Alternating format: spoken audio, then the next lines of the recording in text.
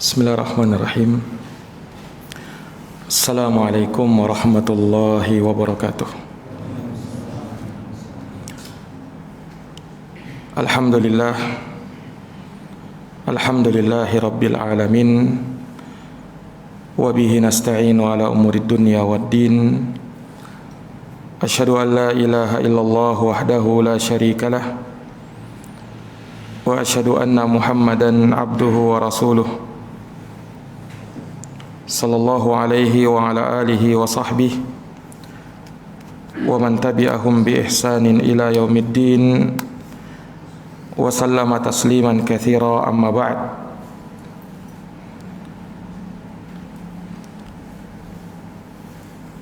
Hadirin wal hadirat, jamaah salat maghrib yang dirahmati dan dimuliakan oleh Allah. Alhamdulillahi bi ni'matihi tatimmus shalihat. Segala puji hanya bagi Allah yang dengan nikmat-nikmatnya tertunai segala amal-amal kebajikan. Salawat dan salam semoga tercurah limpahkan selalu kepada junjungan kita Nabi Agung, Nabi besar Muhammad sallallahu alaihi wasallam, kepada keluarga dan para sahabat serta orang-orang yang senantiasa meniti jalannya sampai hari kiamat. Jamaah salat maghrib yang dirahmati dan dimuliakan oleh Allah, dari nikmat Allah subhanahu wa ta'ala yang Allah berikan kepada hamba-hambanya adalah manakala Allah subhanahu wa ta'ala memberikan kepada kita kecintaan kepada ilmu. Karena dengan ilmu Allah subhanahu wa ta'ala akan mengangkat derajat seorang hamba. Di dalam firman-Nya Allah subhanahu wa ta'ala menyatakan, yarfa'illahu alladhina amanu minkum walladhina utul ilma darajat. Allah akan mengangkat derajat orang-orang yang beriman di antara kalian, dan orang-orang yang berilmu Allah angkat beberapa derajat. Dan ilmu ini yang menjadi dasar amalan kita. Tidak akan benar amal ibadah kita kepada Allah kalau tidak didasari dengan ilmu yang sahih. Dan ini sudah menjadi perkara yang disepakati oleh kita bersama. Al-ilmu qabla al-qawli wal amal. Berilmu sebelum berucap dan beramal. Makanya orang-orang yang mempelajari ilmu agama dan orang-orang yang perhatian terhadapnya, meluangkan waktunya, bahkan menjadikan salah satu waktu utamanya untuk senantiasa dan terus-menerus mempelajari agama, mendengarkan nasihat-nasihat agama, maka ini pertanda Allah subhanahu wa ta'ala inginkan kebaikan pada hamba tersebut. Makanya Rasulullah sallallahu alaihi wasallam bersabda, may yuridillahu bihi khairan yufaqqihhu fid din. Siapa yang Allah subhanahu wa ta'ala inginkan kebaikan pada diri seorang hamba, maka Allah akan berikan padanya pemahaman dalam perkara agama. Makanya ulama kita menasihatkan untuk senantiasa kita dan terus menerus kita jadikan waktu terbaik kita berada di dalam ilmu ini. Makanya salah satu nasihat dari sahabat Abdullah ibnu Mas'udin radhiyallahu ta'ala an, nasihat sahabat yang mulia, kata beliau, kun aliman, jadilah kamu orang yang alim, orang yang berilmu. Au muta'alliman, atau kalau tidak bisa menjadi orang alim, jadilah orang yang mau belajar ilmu. Au mustami'an, atau jadikanlah kalian orang yang mau mendengarkan ilmu itu, au muhibban lil ilmi, atau setidaknya kalian cinta kepada ilmu agama. Wala takun khamisan, dan jangan kamu jadi orang yang kelima, bukan alim, bukan orang yang mau belajar ilmu, bukan juga orang yang mau mendengarkan ilmu, tidak cinta lagi kepada ilmu. Jangan jadi orang yang kelima seperti ini. Maka ini jamaah sekalian yang dirahmati oleh Allah. Dan tentunya ilmu yang paling agung yang kita pelajari, ilmu yang akan mendekatkan diri kita kepada Allah subhanahu wa ta'ala.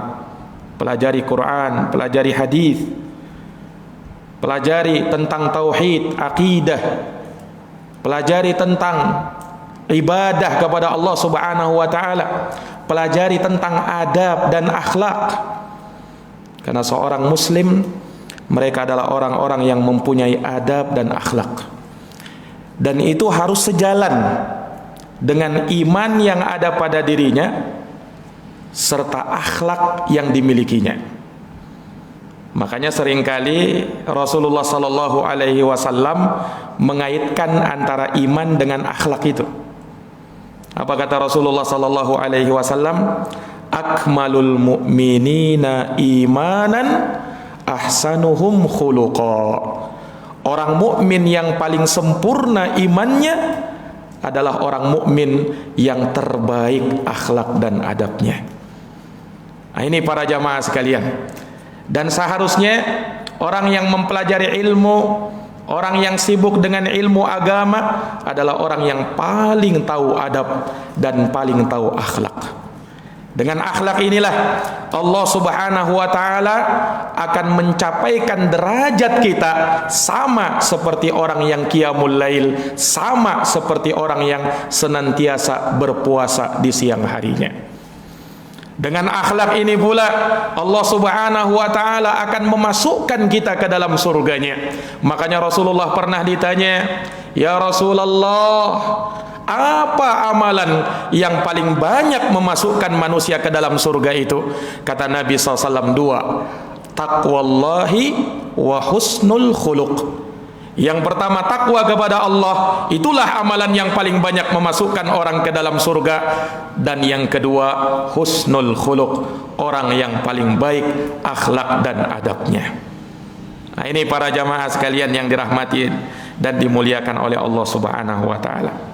Perkara yang ingin saya singgung di sini terkait dengan adab dan akhlak kita kepada orang yang lebih tua daripada kita. Kita yang muda harus hormat kepada yang tua. Kita yang tua sayang kepada yang muda. Dan kita semuanya harus memuliakan alim ulama kita. Itulah yang disebutkan oleh Nabi sallallahu alaihi wasallam dalam satu hadis. Apa kata Nabi? Laisa minna man lam yahtarim kabirana walam yarham saghirana wala ya'rif li'alimina haqqahu.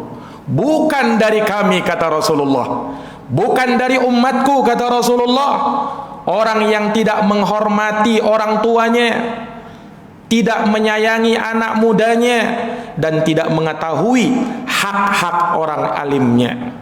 Bukan dari umatku, kata Rasulullah sallallahu alaihi wasallam. Ini jamaah sekalian yang dirahmati oleh Allah. Kalau kita ingin menjadi umat Rasulullah sallallahu alaihi wasallam yang terbaik, amalkan 3 perkara ini. Apa itu? Muliakan orang-orang berilmu, orang-orang alim, rahmati anak-anak muda kita, hormati orang-orang tua kita. Allah subhanahu wa ta'ala dan Rasulnya sallallahu alaihi wasallam tidak hanya mengajarkan kita hablum minallah saja, hubungan antara kita dengan Allah saja, tidak. Hablum minan nas juga diajarkan. Kenapa? Orang yang hablum minallahnya baik, hubungannya kepada Allah baik, maka itu sejalan dengan baiknya interaksi dia dengan sesama manusia. Dia mulai dari dirinya sendiri, kemudian kepada keluarganya, kemudian kepada tetangganya, orang-orang terdekatnya, dan masyarakat di sekitarnya. Dia pandai memuliakan siapa saja. Inilah Islam. Islam pandai memuliakan siapa saja, pandai menghormati siapa saja, bahkan orang kafir yang tidak sejalan dengan agamanya, Islam tetap memberikan porsinya dari sisi makna penghormatan. Ini jamaah sekalian yang dirahmati oleh Allah. Lihat Nabi kita Muhammad sallallahu alaihi wasallam. Banyak-banyak orang masuk Islam, Pak, bukan karena apa yang dimiliki Nabi sallallahu alaihi wasallam dari sesuatu atau hal yang lain, bukan. Tapi justru yang banyak orang tertarik kepada Islam karena melihat akhlaknya Nabi yang luar biasa. Beliau itu sebelum diangkat menjadi Nabi dan Rasul sudah mendapatkan gelar dari orang kafir Quraisy sebagai Al-Amin, orang yang sangat jujur dan terpercaya. Tatkala Nabi sallallahu alaihi wasallam menerima wahyu pertama dan beliau sangka ada sesuatu pada dirinya, beliau pun datang kepada istrinya Sayyidah Khadijah radhiyallahu anha, kemudian mengabarkan kepada Khadijah apa yang beliau dapatkan. Lihat istri yang baik, Khadijah radhiyallahu anha menenangkan Rasulullah. Apa yang membuat Khadijah radhiyallahu anha menyatakan bahwa Nabi SAW ini betul-betul Allah subhanahu wa ta'ala tidak akan pernah menghinakan beliau. Beliau berkata, bersumpah, wallah la yukhzikallahu abada, demi Allah, Allah tidak akan pernah menghinakan engkau. Kenapa? Khadijah sebutkan akhlaknya Nabi. Ya Rasulullah, engkau itu orang yang baik, orang yang memberi kepada fakir miskin, orang yang pandai memuliakan orang tua, orang yang memuliakan dan merahmati anak muda. Disebutkan akhlak Nabi. Dengan dasar itu Khadijah radhiyallahu anha berdalil, engkau tidak mungkin dihinakan oleh Allah. Karena orang yang berakhlak itu, orang yang punya adab itu, dia pandai memuliakan dirinya dan orang lain sehingga Allah memuliakan dirinya. Manusia juga memuliakan dirinya. Nah, ini para jamaah sekalian yang dirahmati dan dimuliakan oleh Allah. Terlebih kepada orang tua kita, hormati mereka. Keberkahan kata Nabi SAW, al-barakatu ma'akabirikum. Keberkahan itu ada bersama dengan orang-orang tua kalian. Ini para jamaah sekalian yang dirahmati oleh Allah. Nah, dengan itulah interaksi antara sesama manusia akan berjalan dengan baik. Andaikan mereka menerapkan apa yang dicontohkan dan disebutkan oleh Nabi. Yang tua merahmati dan menyayangi yang muda menghormati orang-orang yang dituakan, orang-orang yang tua di atas mereka. Nah, ini para jamaah sekalian yang dirahmati dan dimuliakan oleh Allah. Dahulu para ulama ussalaf, mereka adalah orang-orang yang mengamalkan akhlak dan adab yang seperti ini. Mereka pandai memuliakan orang-orang yang berada di atas mereka. Supaya apa? Supaya mereka mendapatkan keberkahan hidup. Nah, ini menunjukkan apa? Di antara hal yang mencabut keberkahan hidup kita, manakala kita tidak pandai memuliakan orang-orang yang tua di atas kita. Bayangkan Pak, Nabi SAW pernah dalam sebuah majelis, dalam sebuah majelis seperti ini, kemudian ada berkumpul di situ anak muda, orang tua. Kemudian ada sebagian anak muda yang kurang adab. Apa kata Nabi SAW? Kabbiril kubra. Hei, diingatkan oleh Nabi, dahulukan yang tua-tua. Dahulukan yang tua-tua, kata Nabi SAW. Ketika melihat ada anak muda yang kurang beradab. Nah, ini para jamaah sekalian yang dirahmati dan dimuliakan oleh Allah. Ini sebagai nasihat bagi kita, nasihat bagi kita semuanya. Semoga Allah Subhanahu wa ta'ala bisa memberikan kepada kita akhlak dan adab dan memperbaiki diri-diri kita, dan semoga Allah Subhanahu wa ta'ala menjadikan Rasulullah sallallahu alaihi wasallam sebagai orang yang punya akhlak terbaik, adab yang terbaik, kita bisa mencontohnya. Naam, laqad kana lakum fi Rasulillahi uswatun hasanah. Sungguh kata Allah, pada diri Rasulullah sallallahu alaihi wasallam itu ada bagi kalian suri tauladan yang terbaik. Untuk apa? Nabi kita contoh, bukan hanya sekedar ibadahnya, bukan hanya sekedar tauhid dan akidahnya, tapi dalam semua lini kehidupan, termasuk yang paling penting juga adalah adab dan akhlak. Ini para jamaah yang dirahmati dan dimuliakan oleh Allah. Ini dari perkara yang mungkin kami ingatkan sebelum kami masuk pada pembahasan kita, yaitu membahas tafsir surat Asy-Syams. Para hadirin yang dirahmati dan dimuliakan oleh Allah, dari tafsir ini kita sudah walhamdulillah 10 ayat sudah kita baca penjelasan tafsirnya, sampai pada firman Allah Subhanahu wa taala ketika Allah bersumpah dengan 7 sumpah. Allah sebutkan makhluk-makhluk yang besar. Kemudian apa? Qad aflaha man zakkaha. Sungguh telah beruntung orang-orang yang mensucikan dirinya, kata Allah. Wa qad khaba man dassaha. Dan sungguh telah merugi orang-orang yang mengotori jiwanya. Nah, jadi Allah Subhanahu wa taala ketika membawakan sumpah yang sangat banyak itu, yang Allah ingin tekankan apa? Beruntung orang yang mensucikan jiwanya, merugi orang yang mengotori jiwanya. Ini menunjukkan betapa pentingnya kita menjaga kesucian hati-hati kita. Jangan sampai kita mengotori hati-hati kita yang membuat kita tidak diridhoi oleh Allah Subhanahu wa taala kehidupan kita. Ini yang membuat kita semakin jauh dari Allah Subhanahu wa taala. Tatkala seorang hanya memikirkan kebaikan badannya, kondisi jasadnya, tapi dia tidak perhatikan kondisi batinnya.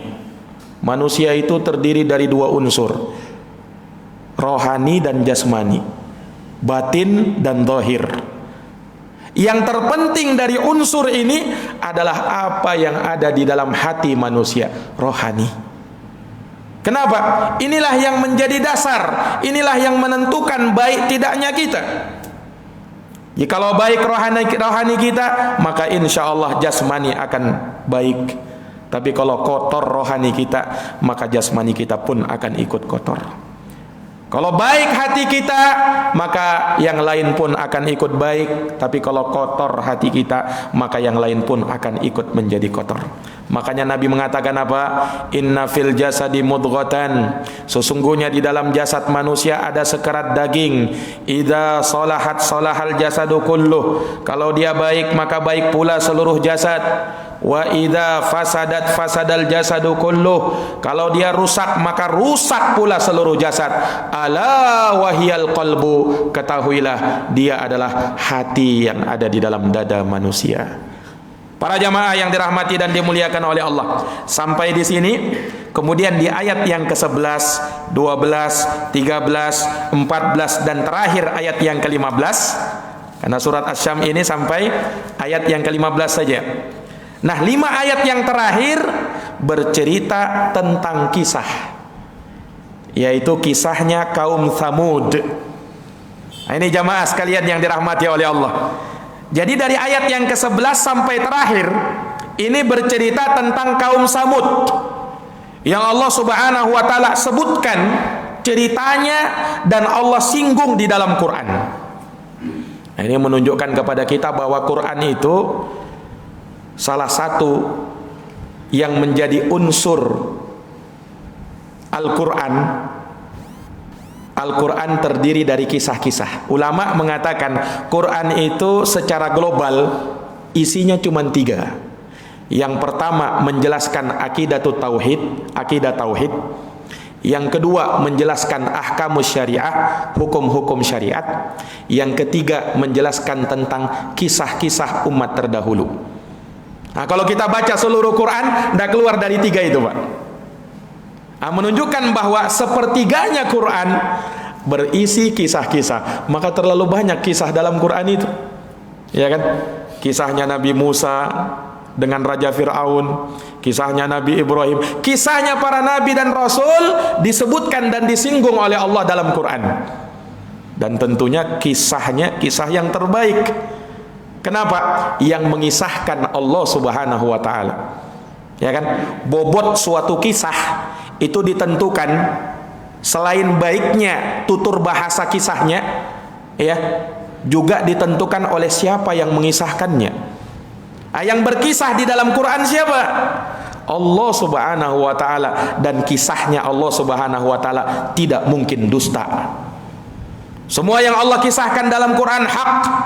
Makanya Allah mengatakan dalam Quran apa? Nahnu naqussu 'alaika ahsanal qasas. Sungguh kata Allah, kami mengisahkan kepadamu wahai Muhammad, apa itu?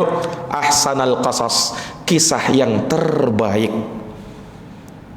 yang berada pada puncak kebaikan, yang tidak ada yang lebih baik melebihi kisah yang ada di dalam Quran. Semua kisah-kisah kalah dengan kisah Quran itu, karena yang mengisahkannya Allah Subhanahu wa ta'ala Rabbul Alamin, berada pada puncak kebaikan. Lihat jamaah sekalian yang dirahmati oleh Allah, Allah Subhanahu wa ta'ala menyebutkan, inna hada lahuwal qasasul haq, sesungguhnya dia adalah kisah-kisah yang benar. Jadi Allah singgung kisah di dalam Quran untuk apa? Untuk kita ambil pelajarannya. Ini yang paling penting, Pak. Supaya kita ambil pelajaran dalam hidup kita, jangan sampai terulang apa yang dulu menimpa kaum-kaum kafir terdahulu dikisahkan dalam Quran. Supaya apa? Jangan sampai apa yang menimpa mereka bisa jadi menimpa umat ini. Kalau kita tidak memperhatikan dan mengambil pelajaran dari sana. Nah, umat Islam itu kan pandai mengambil pelajaran. Apalagi kalau dia sudah terjatuh dalam suatu perkara yang membuat dia celaka. Nah, jangan sampai terulang lagi. Makanya Rasulullah mengatakan apa? La yuldagul mu'min fi juhrin wahidin marratain. Orang beriman itu, orang mukmin itu tidak akan tersengat dalam lubang yang sama dua kali. Cukup sekali aja. Kalau sudah dua kali, enggak bisa ambil pelajaran. Kan satu kali kan sudah. Jangan terulang lagi lah. Nah, ini jamaah sekalian yang dirahmati oleh Allah. Nah, kita baca itu kisah dalam Quran supaya apa? Supaya itu kita ambil pelajarannya. Nah, ini para jamaah sekalian. Makanya dari apa yang hendaknya kita lakukan juga, selain kita membaca Quran itu, Pak, Arabnya itu, sempatkan juga baca terjemahannya, Pak. Baca tafsirnya juga, supaya kita paham apa yang kita baca ini. Kita ini kan bukan orang Arab, tidak ngerti kita apa itu. Nah, makanya kita punya apa? Quran terjemah. Baca juga itu, Pak. Kita baca supaya kita paham. Oh, rupanya yang selama ini saya baca ini rupanya artinya, ini rupa makna, ini rupanya maknanya. Ini para jamaah sekalian, terlebih di bulan yang mulia ini, bulan Sya'ban. Sebentar lagi kita masuk bulan Ramadan. Kata para ulama, bulan Sya'ban itu syahrul qurra, bulannya para penghafal Quran. Loh, kenapa? Kan bulan Ramadan bulan Quran, syahrul Ramadan syahrul Quran, bulannya Quran, karena pada bulan itu diturunkan Al-Quran. Syahrul Ramadan alladzi unzila fihil Quran, bulan Ramadan bulan yang diturunkan Quran. Nah, sebelum Ramadan para penghafal Quran memang betul-betul murojaah di bulan ini. Kenapa? Nanti bulan Ramadan mereka dipakai bacaan Quran mereka. Makanya kata ulama, ini bulan syahrul qurra, bulannya para penghafal Quran. Orang yang menghafal Quran mulai murojaah mereka. Demikian pula orang yang punya target nanti di bulan Ramadan menghatamkan Quran sekali, dua kali, tiga kali dan seterusnya, mulai mereka baca itu Quran supaya lancar fasih lisannya. Supaya apa? Punya target, ya. Nanti Ramadan minimal harus hatam sekali, hatam Quran. Minimal itu.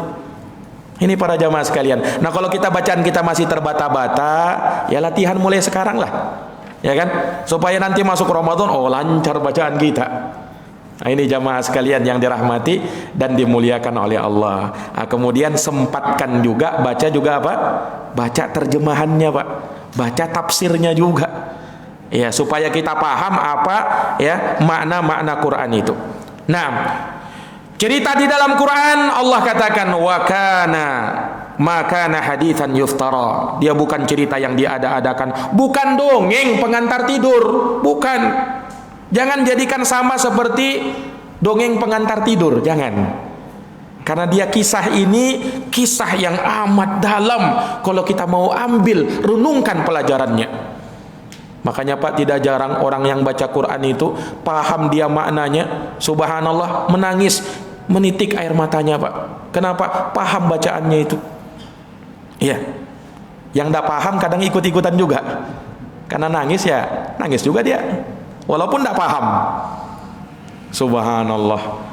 Nah, ini para jamaah sekalian yang dirahmati dan dimuliakan oleh Allah Subhanahu wa taala. Maka dalam Quran Allah Subhanahu wa taala banyak mengisahkan kisah-kisah supaya kita bisa mengambil pelajaran di dalamnya. Ya, makanya kadang kisah itu berulang-ulang. Allah Subhanahu wa taala sebutkan di dalam Quran berulang-ulang. Ya. Lihat kisahnya Fir'aun Pak, itu berulang-ulang Allah Subhanahu wa taala sebutkan. Disebutkan di surat ini, nanti di surat lain diulang lagi, nanti di surat lain diulang lagi. Supaya apa? Supaya kita ingat dulu ada raja yang sangat kejam. Siapa namanya? Fir'aun.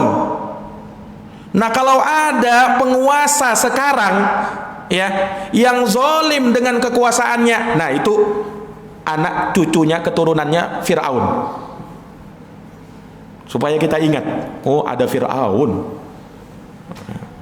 yang sombong dengan harta bendanya. Diingatkan dulu dengan Qarun. Qarun Pak punya harta luar biasa. Kunci-kuncinya tidak bisa diangkat 7 orang kuat-kuat. Baru kuncinya itu. Bagaimana dengan hartanya? Subhanallah. Baru kuncinya 7 orang kuat-kuat, angkat kuncinya tidak bisa. Kunci Pak. Bagaimana lagi dengan gudang hartanya? Makanya dinamakan si Qarun. Harta benda yang kita temukan, ya kalau ketemu harta kita bilang apa Pak? Harta karun. Itu dari nama si Qarun itu. Karena memang tercatat dalam sejarah dia. Si Qarun itu luar biasa hartanya. Tapi apa Qarun? Ketika diajak bersyukur apa kata dia? Innama utituhu ala ilmin indi. Ini saya dapat karena ilmu saya. Ilmu saya. Dia ingkari nikmat Allah Subhanahu wa taala. Nah, sama kalau ada orang pada hari ini bersombong dengan hartanya, ditanya, "Pak, kamu dapat dari mana?" "Oh, saya kan S1, S2." Makanya kamu jangan tanya lagi, saya ini pendidikan saya luar biasa, mirip Qarun. Keturunannya Qarun itu.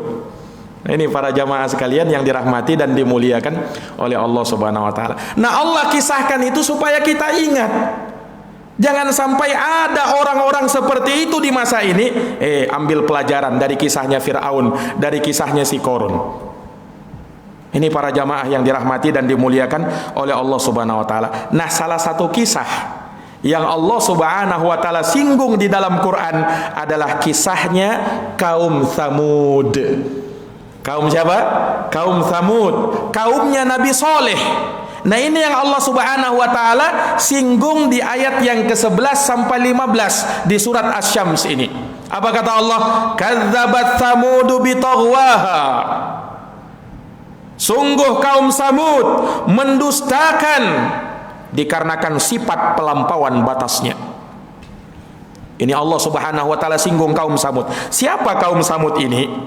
Para jamaah yang dirahmati dan dimuliakan oleh Allah, disebutkan mereka ini kaum Tsamud, kaumnya Nabi Saleh. Siapa itu Nabi Saleh? Nabi Saleh itu salah satu nabi dan rasul Allah Subhanahu wa taala dan termasuk nabi-nabi Arab. Nah, perlu kita tahu Pak, nabi Arab, nabi yang keturunan Arab itu ada 4 orang. Yang pertama Nabi kita Muhammad sallallahu alaihi wasallam, yang kedua Nabi Syuaib alaihi salam, yang ketiga Nabi Saleh alaihi salam, yang keempat Nabi Hud. Nah, selainnya itu kebanyakannya dari Bani Israel. 4 ini Nabi Arab, termasuk Nabi kita Muhammad sallallahu alaihi wasallam. Nah, ternyata Saleh termasuk Nabi Arab. Mereka yatakallamuna bil Arabiyah, berbicara dengan bahasa Arab. Allah singgung di dalam Quran. Lihat apa kata Allah Subhanahu wa taala, wa ila Tsamud akhahum Salihah. Dan kepada Tsamud kami utus saudara mereka sendiri yang berasal dari kaum Samud juga. Siapa namanya? Saleh, yaitu Nabiullah Saleh alaihi salam. Lihat Nabi Saleh. Dan memang sudah menjadi sunnatullah, Allah jadikan para nabi dan rasul itu selalu saja bertentangan dengan kaumnya. Sebagaimana Nabi kita Muhammad SAW pun demikian. Walaupun bersamaan dengan itu ada orang-orang yang mau beriman, dan biasanya orang-orang yang beriman itu dari kalangan orang-orang yang lemah, yang tidak berdaya. Nah, perhatikan dalam ayat ini Allah Subhanahu wa taala singgung kaum Samud, di mana Allah utus kepada mereka Saleh. Nabi Saleh mendakwahi kaumnya, ya qaumi ibudullah ma lakum min ilahin ghairuh. Wahai kaumku, sembahlah Allah, tidak ada bagi kalian sesembahan yang lain selain Allah Subhanahu wa taala. Dakwah kepada tauhid. Karena memang kerusakan umat-umat itu, setiap nabi dan rasul Allah utus karena mereka menyembah kepada selain Allah.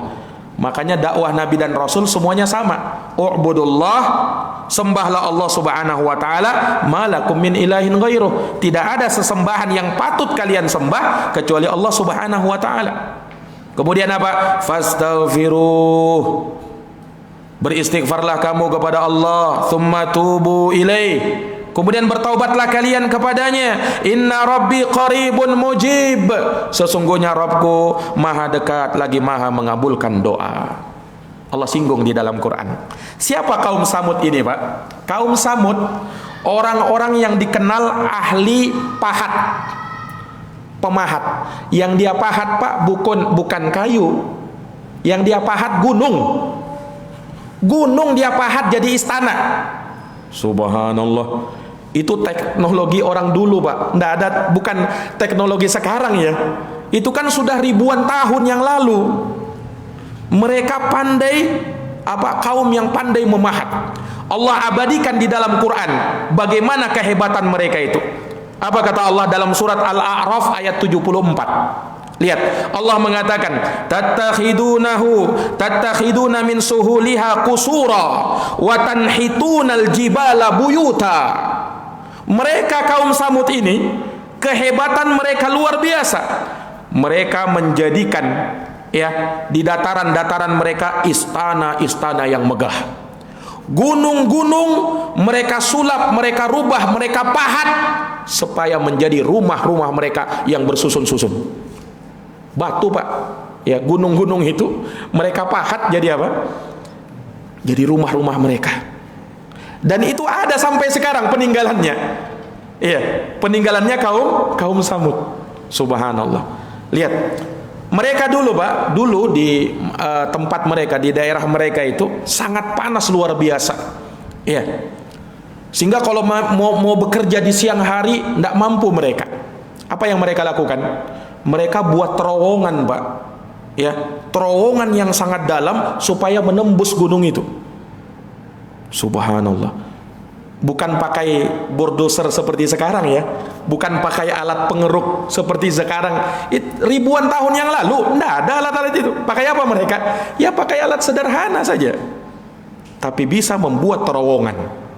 Luar biasa kehebatan kaum dulu itu kan. Nah, makanya jangan heran, ya, walaupun memang sekarang ini zaman canggih sekarang ini luar biasa, tapi kalau dibandingkan dengan orang dulu, mereka tidak kalah juga. Ini para jamaah sekalian yang dirahmati dan dimuliakan oleh Allah Subhanahu wa taala. Taib, mereka diberikan oleh Allah Subhanahu wa taala kehebatan seperti itu, nikmat seperti itu. Dari mana semua itu? Tentunya dari Allah Subhanahu wa taala. Tapi apa yang terjadi? Dengan nikmat itu mereka justru sombong. Ini para jamaah sekalian. Mereka terlena dengan apa yang ada pada mereka. Mereka bangga diri. Iya, mereka merasa dirinya paling hebat. Mereka mampu melakukan ini dan itu. Iya, mereka pandai membangun ini dan itu. Timbul kesombongan. Ini penyakit, Pak. Seorang tatkala diberikan oleh Allah Subhanahu wa taala kenikmatan hidup, ya, terkadang muncul kesombongan dari dalam dirinya, kecuali mereka yang dirahmati oleh Allah Subhanahu wa taala. Ya, diberikan kesombongan dari dalam hatinya. Nah, sehingga apa? Dengan kesombongan itu, sifat yang berikutnya muncul apa? Tughyan. Tughyan itu melampaui batas. Nah, manusia diciptakan oleh Allah ada batasannya, Pak. Ada batasannya. Kapan melampaui batasan itu? Jatuh dalam tughyan. Ya, bentuk kesombongan yang sampai mengantarkan dia kepada bentuk pelampauan batas. Itulah yang terjadi pada orang-orang yang terdahulu, semacam Fir'aun, Namrud. Ya, mereka bersombong dengan kekuasaannya. Lihat Fir'aun itu, luar biasa. Ya, kezolimannya tidak ada. Ya, sampai dikatakan apa? Manusia yang paling zolim di dunia ini Fir'aun sudah. Karena apa? Tidak ada orang yang sampai berani mengaku dirinya Tuhan kecuali Fir'aun di masa itu. Iya, apa kata Fir'aun? Allah sebutkan dan hikayatkan dalam Quran. Ana rabbukumul a'la. Saya ini Tuhan kalian yang paling tinggi. Wa qala Fir'aun, ya ayyuhal mala ma alimtu lakum min ilahin ghairi. Wahai kaumku, wahai pembesar-pembesarku, aku tidak tahu ada sesembahan bagi kalian kecuali diriku saja. Itu kata Fir'aun. Bahkan Fir'aun menantang Tuhannya Nabi Musa. Allah Subhanahu wa ta'ala, apa katanya kepada perdana menterinya Haman?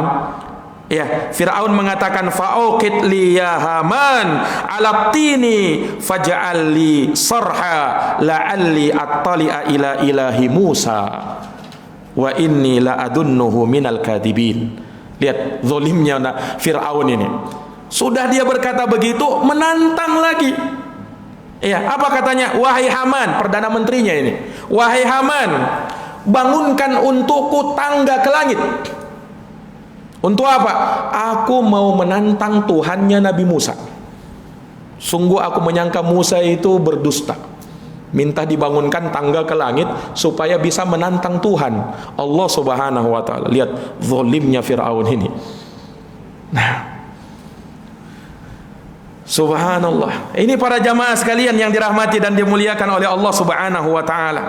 Nah, dan itu menjadi sunnatullah. Ketika mereka berada pada puncak-puncak kekuasaan, sombong mereka, Allah jatuhkan, Allah hinakan, Allah rendahkan dengan serendah-rendahnya. Makanya sampai diabadikan di dalam Quran, jasadnya diabadikan, selamat jasadnya Fir'aun kan, supaya menjadi pelajaran. Ini manusia yang paling durhaka dulunya di dunia. Iya, Allah selamatkan badannya dia, ditenggelamkan di Laut Merah. Ya, yang lainnya tidak ada yang selamat kecuali Fir'aun ini. Subhanallah, supaya menjadi pelajaran bagi kita, Pak. Ini para jamaah sekalian yang dirahmati dan dimuliakan oleh Allah Subhanahu wa ta'ala. Iya, maka perhatikan, inilah kaum-kaum yang dulu Allah Subhanahu wa ta'ala ceritakan. Semisal dengannya kaumnya Nabi Hud, yaitu kaum Ad. Nah, ini berpasangan ini, Ad, Thamud. Ini sama mereka ini. Iya, kaum yang mendustakan nikmat Allah Subhanahu wa ta'ala. Diajak bersyukur mereka tidak mau. Justru mereka menantang apa? Azab dari Allah Subhanahu wa ta'ala. Lihat kaum Nabi Soleh ini. Ya, ketika Allah Subhanahu wa ta'ala berikan kepada mereka kenikmatan-kenikmatan, diingatkan supaya bertaubat kepada Allah. Apa kata kaum Samud? I'tina bima ta'iduna in kunta minal mursalin. Hei Soleh, datangkan kepada kami azab yang telah kau janjikan itu, kalau benar kau adalah seorang Rasul. Padahal sebelumnya mereka ini menjanjikan beriman, Pak. Kami beriman kalau kau bisa keluarkan dari batu itu onta. Keluar onta, ontanya Nabi Soleh yang terkenal itu naqatullah, tidak mau juga beriman. Nah, sudah, memang menunggu azab. Allah azab mereka, binasa seluruhnya.